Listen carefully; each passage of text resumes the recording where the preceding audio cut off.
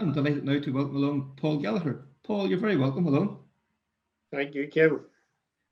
Paul, I suppose, like being a Letterkenny man, the rally was always sort of in your sights growing up. Yeah, from both a very young age, and both my father used to take me into Mount Donegal, and the cars used to line up the back in the field that time, and just always had an interest in it, and suppose never thought I'd ever compete in it, and we were so lucky to have it at our back door. And what was the first year you done the rally? I think it was 91 or 92. So, well, it was a big competition. I think me and Damien Gallagher and Robbie Peoples and probably were kind of our group at time starting off, And yes, there were always a good battle between the three of us, down through the years, Yeah. There are always different ones come along then. But it was good fun and crack. We were young that time and nothing worried you. And yeah. we were always looking forward to Donegal. There was always nearly 2 months getting the car ready and going to different rallies and got a test work done and getting the setup fine tuned as such then for the weekend. Yeah.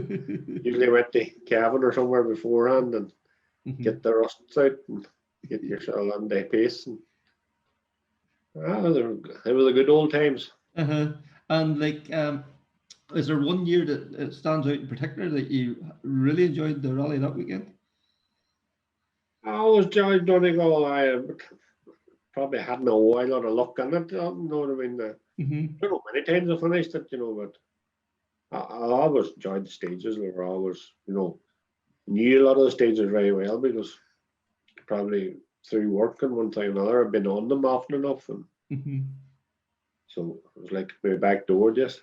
Yes. And like, you can see what it brings to the town every year and all too. It's fantastic to see that, isn't it? Like it turned into a real carnival atmosphere almost now at this stage, hasn't it? It's unreal, once a week before the rally, sure, there are all these cars come out of the garages and, bit of noise, but it's always a good fun and good that, every garage, every young fellow was coming about to give you a hand and work at the car, and you'd always plenty of help. Yes, and that makes it all so much easier, doesn't it? Then it allows you to concentrate on getting the recce done and getting everything, the last wee bits and pieces all ready to go as such. Yeah, that's right. But usually you're always screwing it out to the last minute anyway. So there's always something to do. That's for sure. That is for sure. And like you talked about, like Damien Gallagher and Robbie Peoples, it's a great sport for developing good friendships that last, isn't it? Yeah, well, like, where do you start? A lot of names, both Brian Brogan and Eugene Ferry, all them, Eugene Donnelly, them boys were all, Gary Jennings, are all, rallied with us, you know what I mean? And us and all them, everybody, Damien McCauley, just everybody, can't name everybody, you forget somebody. You'll offend somebody, won't you? You'll offend somebody, is right. So.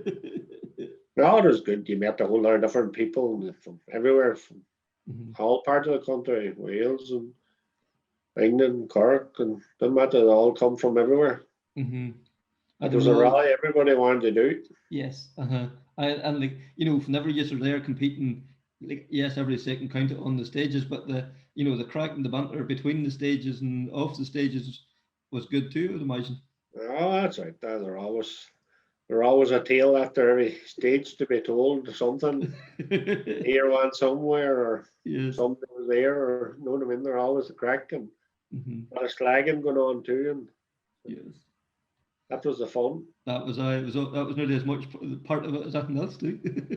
That's right. Yeah. So I'm going to throw some quick fire questions at you here then. So, what was your favourite stage in Donegal? Knockout, I suppose. Yeah, knockout. Was always a good one for you. And then, what's your best moment or your greatest achievement from Donegal?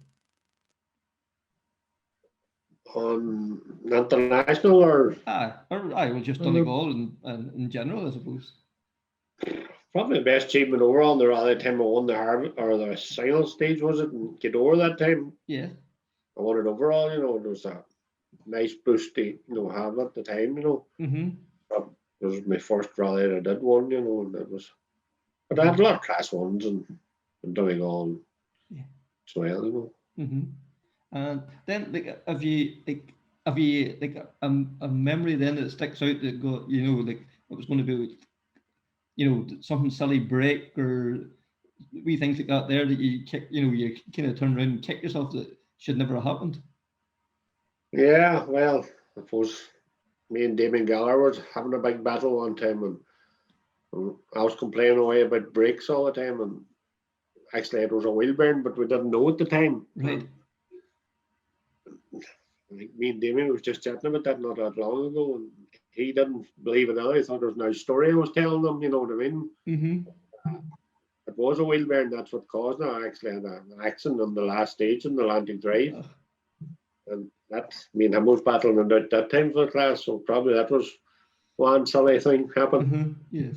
And then have you one like funny moment that stands out, that you still regale, you can still look back now and giggle about it now, even now?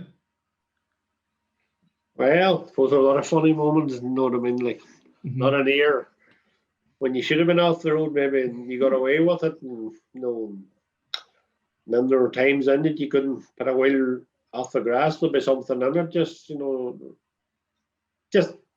when you're younger, I think you got away with a lot more, and there seemed to be nothing in the hedge where you went in. But later on the years in it, or everything, or stone or something on it, or. Yes. Mm-hmm. I suppose this is, they always talk about that's the joys of rallying, isn't it? So that's the joy of that rallying, mm-hmm. yeah. Yeah. Well, Paul. Sometimes it goes well, and mm-hmm. sometimes it can go the other way. That's for sure. Well, Paul, thank you very much for taking the time to join us. It's been a pleasure chatting to you. No bother. Thank you very much, and thanks for everything. Not a bother. We'll catch up with you soon. Take care. All right, Kim. Bye. Delighted to welcome along Gary McPhillips. Gary, you're very welcome along. Well, thanks very much for having me. Gary, you've been coming to Donegal now for a good few years. Is it an event you always look forward to? Yeah, no, Donegal, sure, look, it's the one we all want to do. It's 3 days and there's a lot of preparation goes into it, and yeah, no, it's one of the best rallies going. So yeah, I really look forward to it every year. I think the very first year I done it, I'm nearly sure it was in 2006. I think it was in a Pinto, which we didn't unlucky when we blew the engine on the other side of Knockalla that year. And then ever since that I've been coming back to it. But from then on I was going to it in class 14 car in Ascot, the 2.4. So yeah, it's been enjoyable enough. The first year in the 2.4 we had I think we finished second maybe that year. And then we a third maybe the year after, and but I always had it was lucky for me after that, the whole way through until the recent years, a bit of a few off, but but the ones that stick out then was 2013 and 14 for me. Yeah, 2013, yourself and Manus had a real ding-dong battle that year, hadn't you? Yeah, 2013. Yeah, it was a massive battle from the start. The whole way, so there was only a handful of seconds through the 3 days, and we hit all weather conditions in the 3 days, but it never changed. I think as we were talking about on the Sunday morning, I think I had something like 11 seconds of a lead going into Sunday morning from memory, and Manus took it all off me on Atlantic Drive. So he did nearly down 9 or 10 seconds, which brought it back to only 2, which lasted the whole day. It was sort of stayed around that time the whole day until, I suppose, to the very last stage. So yeah, it's a very enjoyable year, I suppose. Yeah, and that last stage, like you must have just threw everything caution to the one that stage, did you?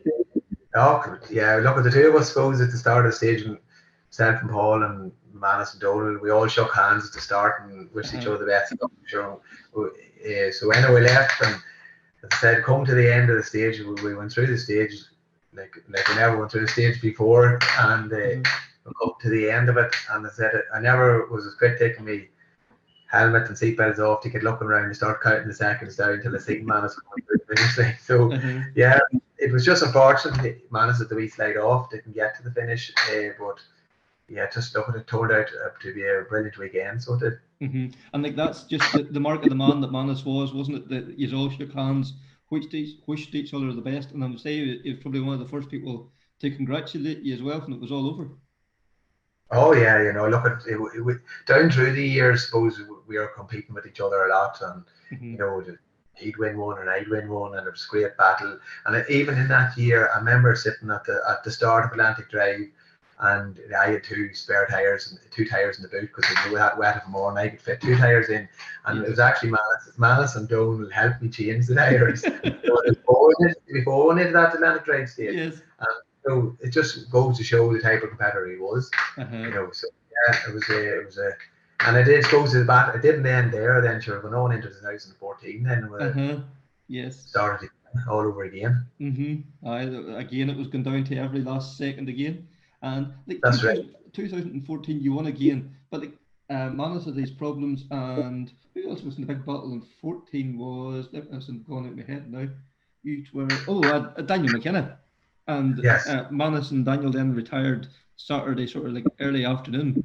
Was that a different kind of battle then to try and keep it all together the rest of Saturday and into Sunday then? It actually, yeah, it was tougher than the year before trying to get to the finish. I think when Daniel hit his trouble on the Sunday morning, just on the other side of Glen Village. Okay. And we had gearbox trouble. So whenever Daniel went out, then I think we were next in lead with 40 odd seconds in the lead. So it was actually harder to get to the end of the rally with the lead than the year before, battling for 1 or 2 seconds. It was went into the next stage straight after Glen Village, went into the next stage, Atlantic Drive, and I had a stall, I had an overshoot. You know, everything was going wrong for me because I just couldn't, you know, get to grips with it. You couldn't enter the zone again, that's right. Yeah, so it upset us a wee bit in the car. So it took that stage after that stage, then sort of settle down, and then just the next job was just get to the car, just get to the finish. So it worked out well for us then with a smooth run then the rest of that day. So 2 years in a row was great. It was great, especially going to a 3-day rally was a great achievement. For sure. And like, you know, all been well, you know, we'll be back in 2022. Will it be one you'll be putting onto your calendar if we get going again? Oh, for sure. You know, it's been a big miss, so it has, and so you know, we'll be all looking forward to getting back to it. So hopefully it'll come around quick enough for us. All been well. So Gary, just a wee quick fire questions here. What's your favourite stage then in Donegal? I think I'd have to say Garton. Would be favourite stage. It's so fast and flowing. It's Garton I'd say it would be the most. Yeah, and then what's your greatest achievement? Is it the ones, or is there anything else that sticks out in your mind? Sorry, what's that? Your greatest achievement in Donegal? Is it the one? I think it is the winning the 2 nationals in 2013 and 14, especially 2 years in a row to try and get the car to go through, you know, 3-day rallies and come out on the other side. You know, it's a lot of mileage, and you know, you're being very competitive and trying to keep the car. You know, you have to sort of, you're trying to manage the car to get it through without any breakdowns and stuff. So yeah, it is a very hard, I'd imagine, there's been a lot of people trying to win it for a lot of years. It's a very hard one to get under your belt, and I suppose we were lucky enough to get it twice. Yes, but I suppose it's you know, it's at Monaghan is the 2 ones that national guys want, like yourself, want to win, isn't it? It's the I suppose the gold star. That's right. Yeah, I had the Donegals in, and me and Daniel had a great battle in Monaghan a couple of years ago too. Where it was coming down to either one of us were going to win it. Going into the last stage in that year too, both of us we took everything out of the cars we could get out of the cars. Last stage, and unfortunately I hit suspension trouble on that year, so that was the closest I would say that you'll ever get to winning your home rally in a Mark II Escort. You know, just with the other cars and Yeah. the 4-wheel cars. So that it passed me by, and I can't see it ever coming around for me in an Esper anyway. Yes. Well, Gary, really appreciate you taking the time to join us. It's been a pleasure, and I say fingers crossed we'll see you in the start line in 2022. That's it. Thanks very much. Come on. So I would love to welcome along now Phil Collins. Phil, you're very welcome along. Thank you. Great to be here, Kevin. I wish we were overseeing the real rally, but as it is, this is the next best thing. So this is it. So, Phil, your association with the Donegal Rally goes back a long time. I suppose the early 80s, whenever you started coming over. It certainly was. And to be honest with you, Kevin, it was John Price who first persuaded me to come over and do your rally. And he talked about Ireland. Obviously, John used to come, bless his cotton socks, not with us anymore, of course. But John used to come over to Ireland a lot, and he encouraged me to go to Killarney. And then the following year, he said, "Boyo, you've got to go to Donegal." So we geared up, and we had a Mark II Escort, and it was 1982 when the rally was in Bundoran. Yes. And the rally was a blind event. Obviously, we just turned up and made the best we can of it, driving through the stages. The map was pretty useless, obviously, half inch to a mile, and just driving on sight. And I clearly remember the only real target I had, which was to beat John, having been there for quite a lot. And he was a local boy and all of that. And I remember we had a puncture quite early on, third, fourth stage, and we were just with John or thereabouts, maybe a few seconds ahead of him, but not much. And then we got this puncture, and so we got out of the stage and dropped, I think it was 30 seconds or something, and got out. And then we had to go round through the same loop of 3 stages again. So you come away, when you go through a stage the second time, you sort of think you can remember stuff a bit, and you can remember stuff a bit, but obviously not very accurately. And I was coming down quite a quick place and a slight right over a crest. And the crest had an entrance going in to what was a council yard. And there was gravel out of this council yard on the road. And probably only about 60 or 70 yards after this crest was about a 90 right, really, an open left-hander. So I'm hard on the brakes, and this gravel had gone down the road. Other cars had carried it. So I couldn't get the car stopped. And I put her into this left-hander, and we went off the road on the exit. And I hit the back axle, hit a rock that was hanging out of the bank. Right. And this rock was a big one, like a 200-weight bag of corn, I think, of back in those Gobsell Brown days, and I hit the bastard really hard. And we bounced across the road, and the road was almost blocked. I bounced off him into the ditch on the inside, and cars came down. I got out the car, and it was so serious. I wasn't going anywhere, and the axle had gone back, and the floor had crumpled.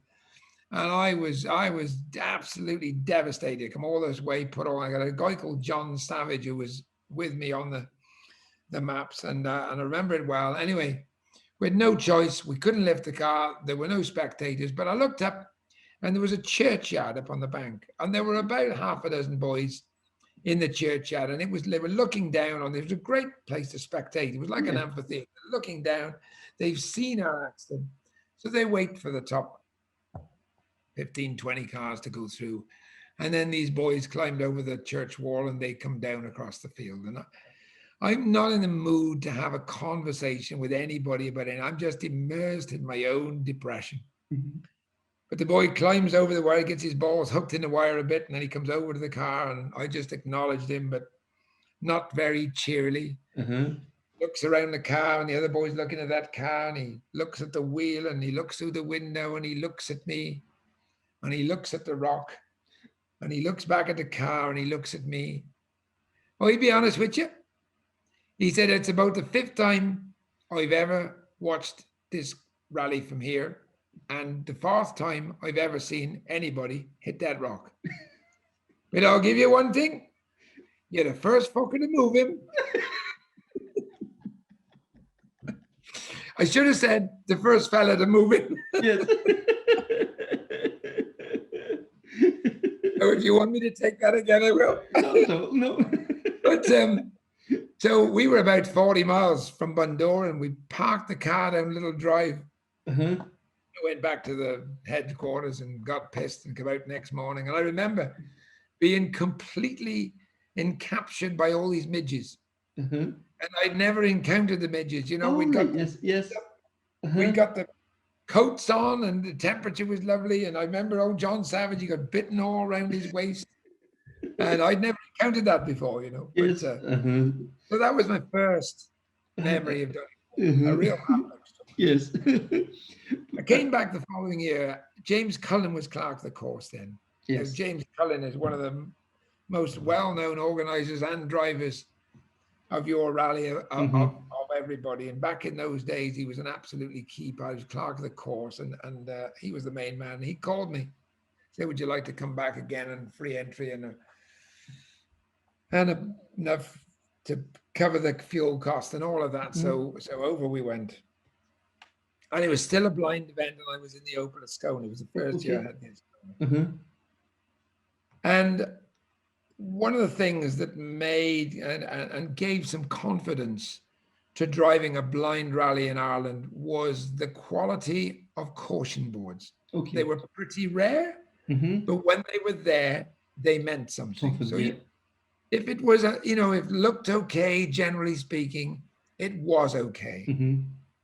I came down, I can't remember the stage, I'm sorry, but I came down towards the seawall, and there's a T-junction left, and there's a caution board about 200 yards from this junction, because the other side of the wall was the ocean. Yes. We didn't want to go in there. So I slowed down quite a bit, because I thought something else was wrong, but actually it was just a T-junction left. That was a stupid place to put a caution board, I thought. So away I go now. So we've gone about another 2.5 miles, and there's another caution board. So I think, well, this will be nothing, because the last one was nothing. Hammering around this left-hander, and then about a 60, 70-degree right-hander with a terrible bump on the corner. And what had happened, they laid a pipe across the road and they put the tarmac over it, because they hadn't got a jackhammer, hadn't got a whacker plate or a roll, and there was a hump through the car left, and up on the bank we went, and up on 2 wheels. And I was so annoyed, because actually, if it hadn't been for the first caution board, I wouldn't have made this stupid mistake. So I want you to know, Kevin, it wasn't my fault. Can't blame James for that one, though. But the other interesting story was that very place. I talked to Sidney Meek after, and Sidney said, because I'm pretty confident that Billy won the rally that year, and Billy'd gone off on that corner, and he'd clipped his back bumper. And Sidney said, of all the years he drove my rally cars, that was the only time he ever did any damage to it. Right. So I was in pretty good company. I felt it was. It was okay then. So I've had 2 trips to Donegal at this moment in time, and neither had been kind to me. I mean, we got the car going, and we ended up going as course car. And I remember, and very often people remember the experience of a course car, but actually what I remember most was the Letterkenny town stage. Oh, yeah. And where the start ramp is parked now, and when we go over the start line, that was the start of the town stage going back up the hill. Yes. And we were course cars, so everybody was standing on the pavements. The toes were only edging an inch over the pavement when we went through. But as every car went through, everybody edged out and cleared the road and edged out and edged out. So we got fastest time through that stage. There was Bertie and there was Austin and all of that. Yes. So I felt pretty good about that, but it was only because we got a clear road. But then we went back the following year with the Manta, and it was a pace note event. Right. And at last I thought, well, we're in with a chance here. But I was very conscious that the rally had always been so unkind to us. I was pretty determined to finish the event. Okay. So I can't even remember who. I'm pretty sure Bertie and somebody else was first and second. And I remember Cyril Bolton was Oh, yeah. third, and he had a Yeah. Manta. Uh-huh. And we were fourth. And Saturday night, we're in the Ballyrain. Yeah. Went Errigal now. It was Ballyrain then. Yep. And absolutely back in the day. And I'm going to bed early because I want to finish the rally next day. But Seamus McGettigan was in the bar. Phil, come on, you got to have one. So we ended up at 3 o'clock in the morning, drunk as a skunk. Next morning, start time in the service area, 11 o'clock. I am still seriously affected. And I can see that toolbox, Mhm. and I can just about focus on the toolbox. But then I look away and look at a tree, and it would take me 10 to 15 seconds to focus on the tree, you know. Yes. This is ridiculous. I should never have been driving a car, Yes. but that's how it was. Uh-huh. So we set off, and it was 32 seconds behind Cyril, and I'm pretty confident we're going to be able to catch him. Mm-hmm. And we're taking, drunk or not drunk, who will pass judgment on the qualities and the failings of that? Yes. But we were catching Cyril. We got to within 7 seconds of him in the last stage. And I got Brian Thomas with me then. Okay. Yes. And so Brian was now, he said, look, Phil, 7 seconds, one stage, not going to happen. Yes, it is. Yes, it is. We can catch him. I can get top 3. I'll be on that podium. Anyway, there was a huge spectator problem. It's out on the Milford Road. I can't remember the stage on the left-hand side. I can't remember the name of it. But anyway, and everybody's come back into town, and the spectators galore. Yes. So we're sat there, and I'm building up, and they come down with a time sheet, with a sheet on a clipboard to tell us that the spectators are unmanageable. The last mile of the stage is dangerous, so they're going to shorten the stage by a mile. So now instead of 4.5 miles, I got to our 7 seconds. We got 3.5 miles. Right. And I'm still saying we can do it. We can do it, Brian. We can do it. No. And then along he comes with a clipboard again. Stage cancelled. I've never seen a co-driver look so ridiculous. But at least I'd finished Donegal Rally. Yes. And because that was the year that Billy and Austin were having the big ding dong. Billy Burton and Austin, yeah, that was. But Billy got 1 second in front of Austin and going into that last stage, and the stage was cancelled. So Billy then won best second. So that year too. Well, that's Billy's style. Yeah. You don't need to win by a minute as long as you won. It was 1 second in front. You were with Austin. Yeah.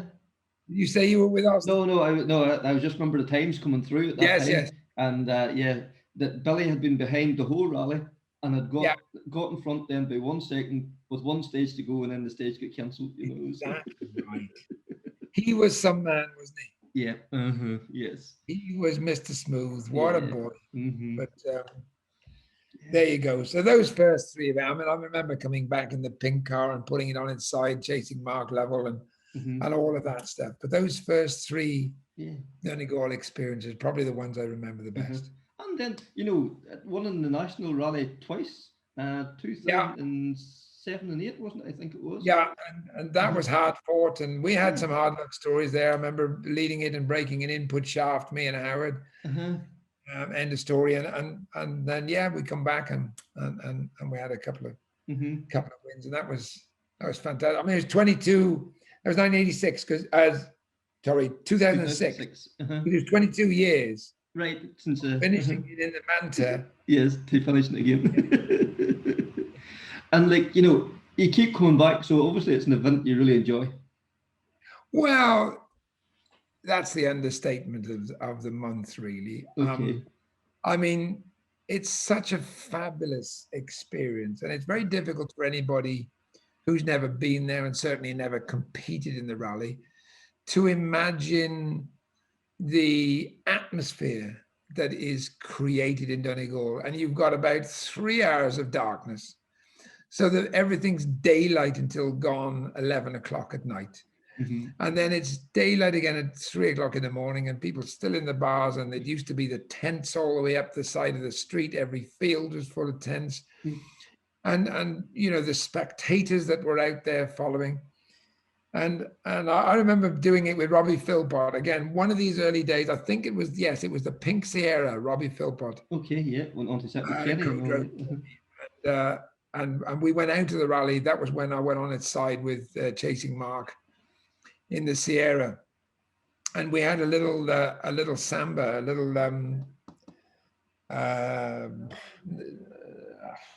can't remember. Anyway, a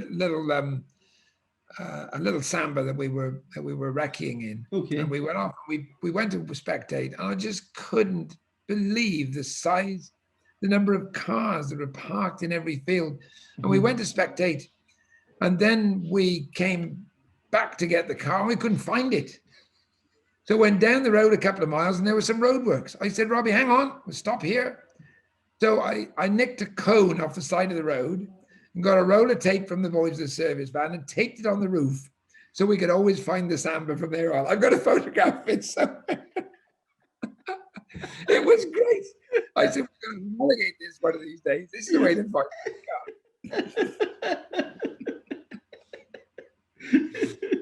Oh, just massive, just fun atmosphere. Everybody had a smile on their face. You know, I couldn't fault it at all. Brilliant. So, you know, as you said earlier, we have no rally this year. Hopefully, we're all going well. 2022, we'll be back on track again. Will it be something you'll be putting into your diary, because it's the 50th anniversary next year, and we'd be delighted to welcome you back again. So. Well, I would love to be back. Of course, it will be without the car, because I don't have a car anymore. I've sold it. And actually, it's just worth recalling my last Donegal experience, where we were losing some water, and we'd been losing water a little bit Friday, and then Saturday it got worse. And I finished, and I was about 10th over. I was, 10th in the national, and I wasn't really on the pace that I wanted to be on. And you got to admit in the end that you cannot deny the turning of the pages of the calendar forever. Right. I was nearly 70 years of age, and it was a big ask to compete with guys that are in their 30s and have got the hunger that I had 40 years ago, etc. But we were losing water. I wasn't as quick as I wanted to be. And we got into service area, and Saturday night I said, Ian, we just put half a litre of water in this radiator. We've got 6 stages to do tomorrow. And I said, it's stupid. We're going to damage this engine. And so I said, I'm sorry, we're going to put the car on the trailer. Now, in years gone by, I would have sat down and immersed my head in my hands and felt desperately disappointed. Yeah. Within 5 minutes of making that decision, I felt a weight off my shoulders. Right. I couldn't understand the sensation, but I thought, that is, Phil, because your day is done in this game. You've ticked that box. You couldn't naturally be right at the sharp end. Right. And, with the speed of pace notes and the speed of the cars, and the speed's always been very high. Yes. But, you cannot think and respond as quick. Of course. And I'd never had a clearer definition of that until that experience. So I decided then that my days were numbered, and I probably wouldn't do Donegal Rally again. And I very soon decided I wasn't going to do any rallies, because I did a few events in the Ascona in a forest, and it was the same experience there. So I pulled out, put the cars for sale, we've sold them, and I'm good with it. The COVID means there's no rallies anyway, so it's given me a gentle let. But when it's 12 months on the 50th anniversary, I would love to come over and pick some. Yes. Have a few drinks in the bar and talk about how quick I used to be. Well, then we'll look forward to having the chats and the drinks then, and we'll meet up then in June 2022. Brilliant. Thank you, Kevin. That was a joy. You're welcome. We welcome along now Ivan Stewart. Ivan, you're very welcome along. Yeah, thank you, Kevin. No bother. Great to have you. So, Ivan, I suppose you've been competing now in Donegal for a long number of years. I think is it 26 starts, 27 starts, I think it is. That you must have some great memories built up in that time.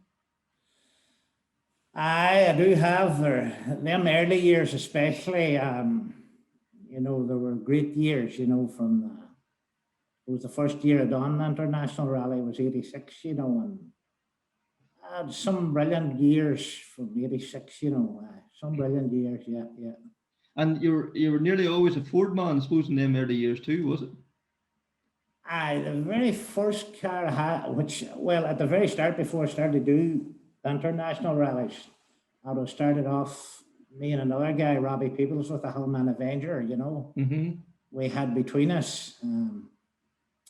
He used to rally one time on it and I rally the next rally on it, but it didn't last long because somebody rolled the car and blamed the other person or something like that. But then I had another Avenger then, I remember. I bought that myself. I think it was £650 for it, you know, but it broke my heart every rally I went to. It was overheating or something, you know. So, Mm-hmm.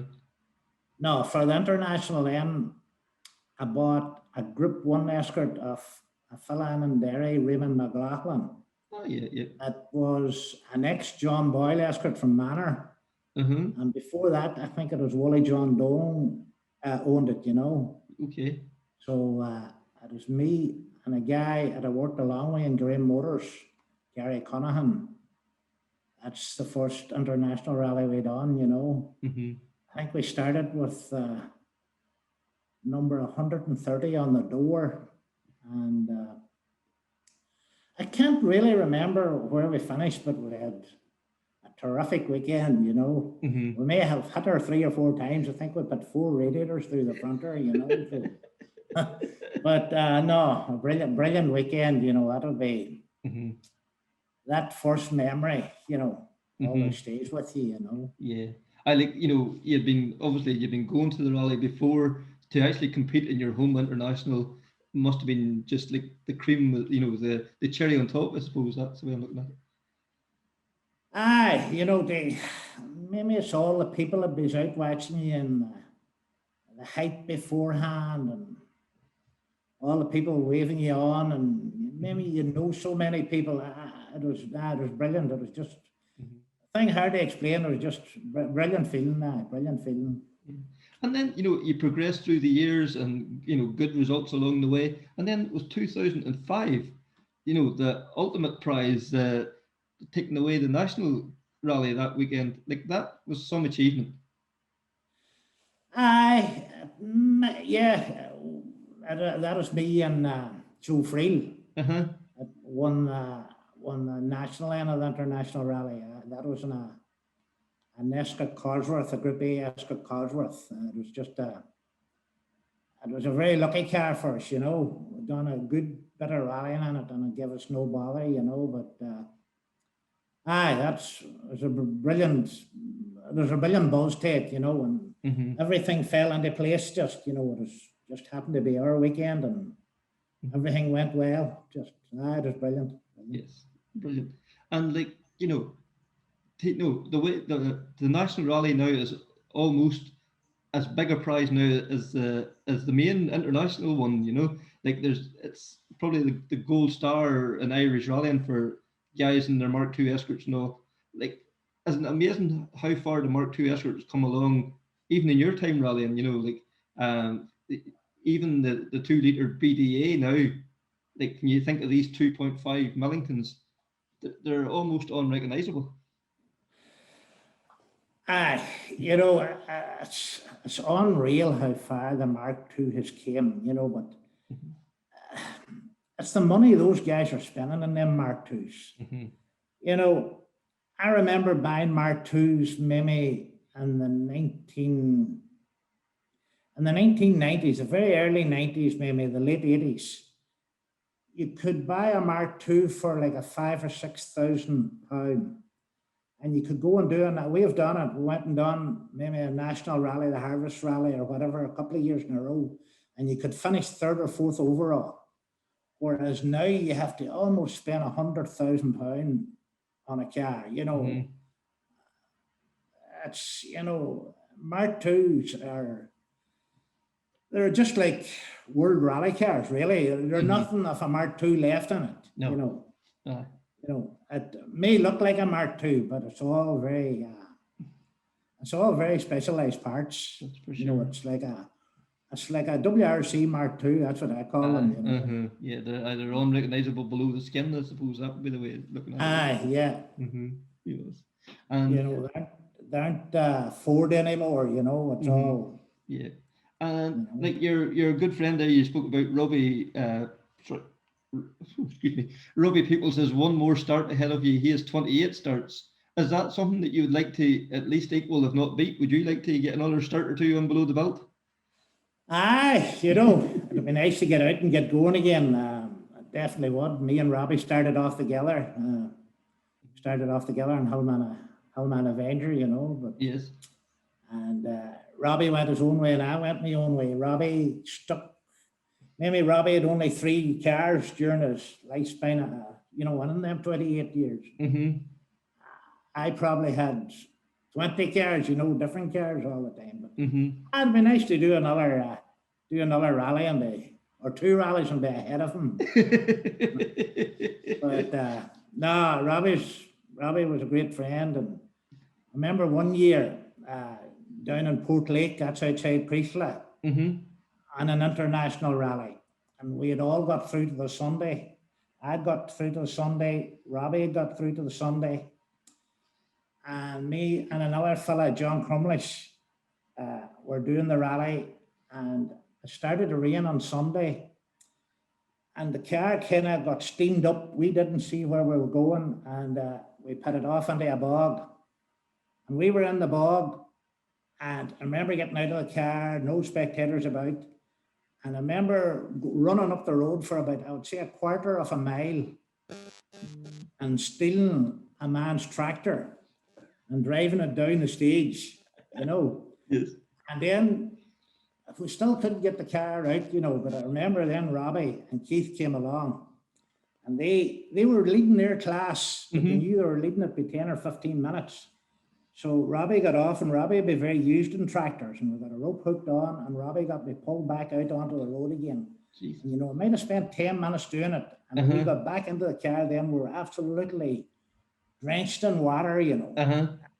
We got in, and both of us wear glasses. Yes. And then got off in front of Robbie again, flying again, and the heater vents blew up hot air, and my glasses steamed up on the inside. I couldn't see where I was going. I said to John, where are we? What's coming up? What's coming up? And John's glasses are steamed again, back into the bog again. And Robbie still stopped again. Jesus. And he spent another 10 minutes. Get you out And he got us out again. But Robbie went on. He lost the class 1, but he still finished 3rd in his class, you know. Brilliant. No, it was great sportsmanship. That's for sure. That is for sure. So I think I'm going to throw just a couple of quick questions at you here just to get your thoughts on it. Your favourite Donegal stage?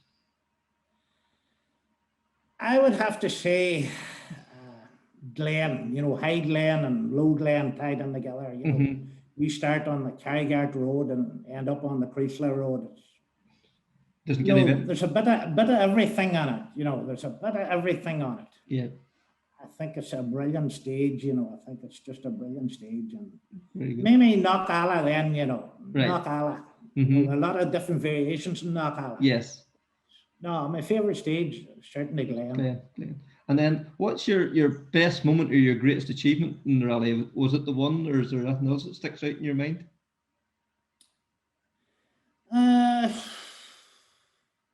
I suppose 05 when we won the national, that was a great year. But 1 year before that, in a Sierra Cosworth, you know, we were entered in the complete rally, and we might have got up as far as 8th on a Sunday. And with a brilliant 2 days, you know. Probably I always think that was a great year, but then the wheel came off the backer. It was actually the stub axle broke. It wasn't actually the wheel came off her, but the whole stub came out her. Just ended it, you know. Yes. No, I mean, I have to say every year is great when everything goes good. There's nothing better. Nothing like it. There's nothing like it. Yes. And then what's your worst memory of over the years? The worst memories probably are a Sunbeam Lotus, a Lotus Sunbeam. And I used it for 2 years, and every year we got down to fan it, it would break a half shaft going out to the wheel, you know. Yes. You know, a thing that would only cost £100 to fix, but it still put us out of the rally 2 years, you know. Mhm. Yes. You know, and I've been very lucky, you know, I've had no big accidents in Donegal, you know. Mhm.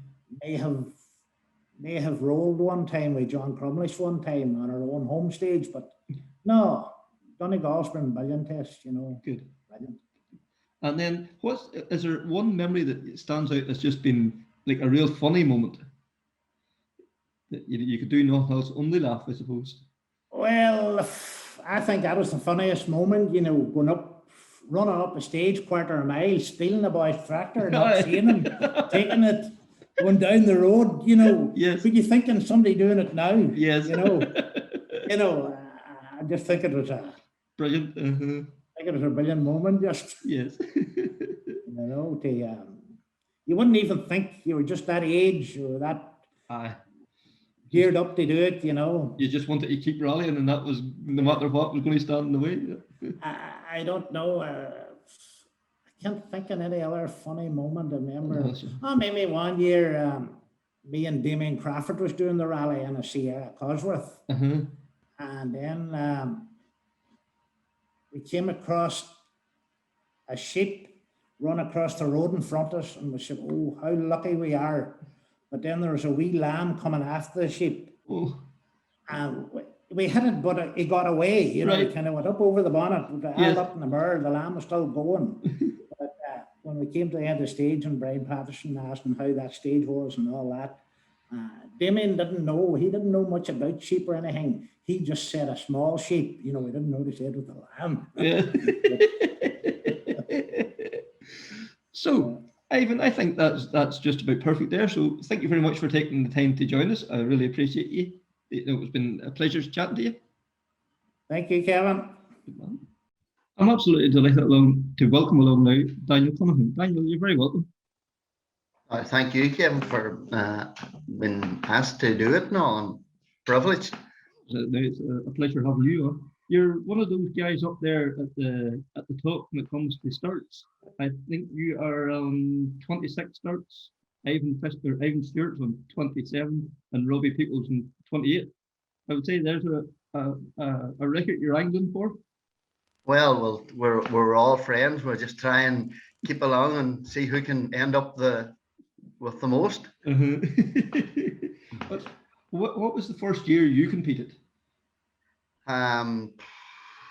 Date-wise, I wouldn't be 100% sure, but date that it was, you know.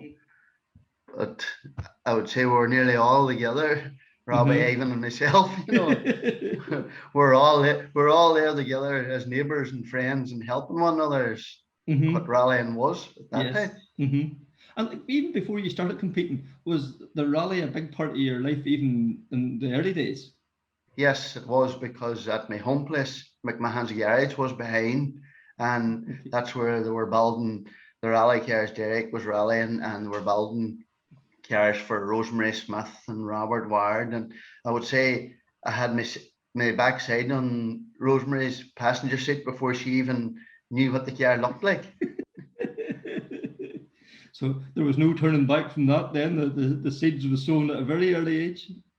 And the seeds were sowed there. When you were there, you were in the back of the garage, and you went in the evening to the boys that was working, and Jerry Gallagher was there, and God rest John Connors and them boys was all there, and Stewart, Graham's, the whole lot. And you know what I mean, you got to run in every car that was in the yard down to whatever was there. You were took for a run out the back, out the back road. You know, memories you never forget. This is going to say, there was like, and you know, money couldn't buy the likes of that either. Like, it was priceless. Them things, aren't they? Yeah, you know, getting into a HSR Chevette or that Sunbeam or, you know, the Avenger or any of them, you know, it was just a dream. It was like getting a bag of sweets, you know, when you go to the shop, you know, to come back home and say, Mommy, Daddy, you know what I was in, you know. That's the way it was. Brilliant. And then you started competing. I think it was 89, maybe it was the first time you done Donegal. And like, was this like the ultimate prize for you at that stage? Had you been doing a wee bit of rallying up to that time? Sorry.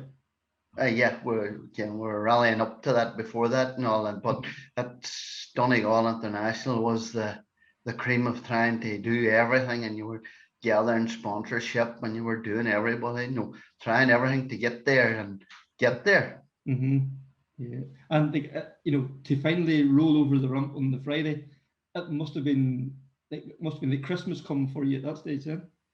You always thought, and when would you ever get doing Donegal? And as you say, when you get over the ramp on the Friday and head to the first stage, the butterflies and everything was moving everywhere, but it's so good to get that far. Yeah. And to have so many done is brilliant. Yeah, because I was looking through your results there, 27 starts. I think there's been 5 Class 1s over the years, and then there was 6 other podiums. That's fantastic results. And you've varied your classes. Obviously as you built up your experience, you started off Class 9, then up to Class 12, and then now into Class 13. They're all highly competitive classes. There's no easy ones or no easy podiums there. No, there's no. When we started in Class 9, there was it was far away from an easy class. John Donnelly built the engine for me, and he was building for myself, Brian Black, Thomas McCrease, Mulholland. We're all in the one class, all 1,300 engines, all Class 9 cars, and we're just fighting who was going to be the brave, and that's the way it was. Yeah, and then we moved into Class 12, which took a bit of Greek and work and stuff and things going wrong, but then we finally got the car perfect and a lot of good results as well. Yeah. I like it. It's not just the the two of you guys in the car. It's the whole team, isn't it? It's not it's a whole combination of things. Well, the way I look at it is the wife fills every entry form. Doesn't matter who's sitting in the passenger seat. Every one of them will tell you they don't know what an entry form looks like.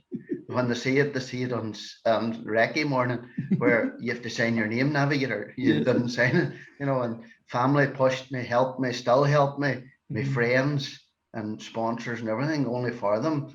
I would have nothing. I have good friends that would work. We had a big wreck, 2013.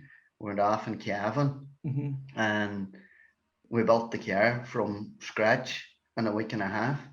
And everybody went to work. So that's where your friends comes in a lot. You can't thank them enough. No.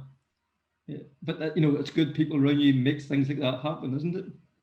Yeah, it's brilliant. We all went to work, come back home to the house here at 6 o'clock, and Elaine the wife would have had the tea ready for everybody. So everybody ate. We got fed again that night at 11 o'clock. And maybe their nights it was 2, 3, but I know the week of Donegal, I still remember Philip Moynihan coming walking into the shade, and he come to the door and he stood and shook his head and said, "Boys, I don't know what you was doing, but fair play to you." And we had the car on scrutiny on Thursday evening. And I know what I mean. I only sat on it on Thursday evening to drive it off the trailer to scrutiny. I hadn't even been driving the car. So it's all the bells and the spells. And you had obviously been away and done the recce as well. And the guys were still back at the house working away in the car too. Yeah, the boys worked away. I done the recce the Saturday, the Sunday, and went out on the Wednesday and done the recce, and come back on Thursday, took the car to scrutiny. And coming out of scrutiny, she started to go bad. So I had to start thinking and come back home and found out it was a fuel pump. So one of the boys, Andrew, he left and went to Henderson's to Haas for a fuel pump. And some of the boys said to me, "You better take her for a run." So I took her out round the wee loop, as we say at the house. Come back in, and the boy says I was smiling, so everything must have been all okay. So they come back. I went to bed at 12:30. I said to the boys, "Leave her on the lift. I'll bleed the brakes in the morning." The wife heard the boys leaving to go to service at 4:30 in the morning. So you know what I mean? That's the dedication and the friends I have that kept me here and still keeps me. Go over and beyond the call of duty to make sure you get rallying. It's fantastic to see, isn't it? Yeah. And as I always said, as long as you leave the car and the lorry sitting ready, at the back door on a Friday evening or a Friday night, Lexi steps in, that carries a scrutiny when you land there. Right. You know, Mhm. that's, you can't No. thank them enough. Yes, it's good people there. Yeah. And like looking back throughout the years, is there memories that stand out to you as, you know, that was a perfect stage, or I really enjoyed that, or something like that jumps out Well, there? well, I always love Knockalla. Even we had a big wreck in 13 on it. I still love it. I still memories is that I can go to Knockalla, and I always said, and as Terence always says, bring come to Donegal. And we took 5 seconds off in Knockalla. Right. He says a postman and an ordinary workman, he says, to a professional, he says it's great to be able to say we could do it. You know. Yeah, that just isn't that what rallying's all about? It gives you the opportunity to compete, you know, at the same stage and the same level as the Citroen Works team that come over in 2007. You were driving in their, you know, wheel tracks basically, weren't you? Yeah, and it's the same as the year before. I mean, Robert McDade saying to me when I was in the Mount Erical, he says, "Better be happy today, Conaghan." I says, "Why?" This is second fastest two-wheel drive car in Knockalla, 1 second behind Adrian Hillington. I says, "That's wrong." But when I checked it out, it was right. You know, all them things mean, it doesn't mean much at the time, but as life goes on, it means a lot more to you. Yes. You consider all the guys there in their Millingtons and everything else to be, you know, a couple of seconds off Hallerington over Knockalla is some commitment, isn't it? Yeah, that's great. And you know what I mean? We finished 5th overall in the national in 2014. And I still mind Frank Kelly coming back saying, "Hey, Conaghan, you are some boy." You know, and Kelly, you know, Frank coming back to you and saying, "Hey, Conaghan, you're some boy." It just means, it means so much to you to be there with them. You grew another inch taller then, didn't you? You hear like that? I just grew an inch taller, and then the next thing, Hillington comes back down the back and he says to me, "Hey, Conaghan, I need a lift to Port Salim the night home. Will you take me home?" I says, "Oh, well." And we left them home, and he always throws it back up. "I asked you, Conaghan," he says, "you never let me down." You know, then we things, you know, yes, it's just what sportsman was and still is to a certain extent. That's the fantastic thing about rallying is it's the friendships it's developed as well. You know, on the stages, you know, you'll do anything to gain a second, but step away from the, you know, from the clocks, and there's great friendships developed, and they're lasting friendships as well. Yeah, they're lasting friendships, and you'll get the slagging, you'll get the things, and when, as the boy says, when you put the helmet on, it's what you want. It's not what anybody else wants. You go for it, but when it's over and it's a second either way or other, well, that's what it is. It's well to do. Yes, you give everything you can, and they have done the same. So yeah, you've tried your hardest, and that's the way it is. That's for sure. Your luck's not on it. If you haven't the luck, you've nothing. And is there one moment that you look back in the years and it still makes you giggle, like you know, like something silly happened on? It was. We had in class 9, I had a furious battle with Sammy Fisher, God rest him. Sammy and me battled class 9, hell for leather all the time. Donegal, we were at it on Friday, and I had him on Friday, and I mean Saturday morning went to Mountain Top for a free service, and it was starting to rain, and I mean Michael Pearson coming saying to me, he says, "You got him in the dry, but he says, we'll get you in the wet." You know, and I says, "Well, whatever." And mind battling all day Saturday, and we had him when we went to a showing on the Sunday. Yeah. Everything was going great. Battle was on. We were just on a high, and left Carndonna, and it was drizzling the rain, and I put on wets, and I still minded as well how stupid it was. Went out the road, down through the Cool Cross stage, and we're going great. Turned out to the main road, and the next thing, she just tires went silly in over the hedge, lying on her side, and boys roaring and shouting at Liam and myself, and me telling them, "Roll them on over, throw her over, we'll get out," and getting back out. And you know, I mean, one screen broke and battle on, and just got beat by a second when it was all over. Yes. You know, but you know, them days make you laugh and think, if you'd have done this or done that. But sure, it's rallying. It's ifs and buts don't make any difference, do they? You know. So. You know, as Sammy and myself battled that class, Yeah. hell for leather every day. But then when the rally's over, we stood speaking. Yes. Aye. You know, that's what it was about. Aye, there was no animosity. There was no bad feeling. Yeah, the rally was won and lost on the clocks. Yeah, because he come and asked for something one day, and I give it to him, and he says, "You're going to get that." I says, "Aye, that's church rally." If I had hoped it would be one would pass to the other, that's the way it was. Aye, and he would have done the same for you if you needed Yeah. something. Yeah. Well, Daniel, I think that's just as nice a way to wrap it up there as any. So thank you very much for taking the time. It's been a pleasure chatting to you. No bother, Kevin. Thank you very much for inviting me. Good Thank man. you. Take care. Right, bye.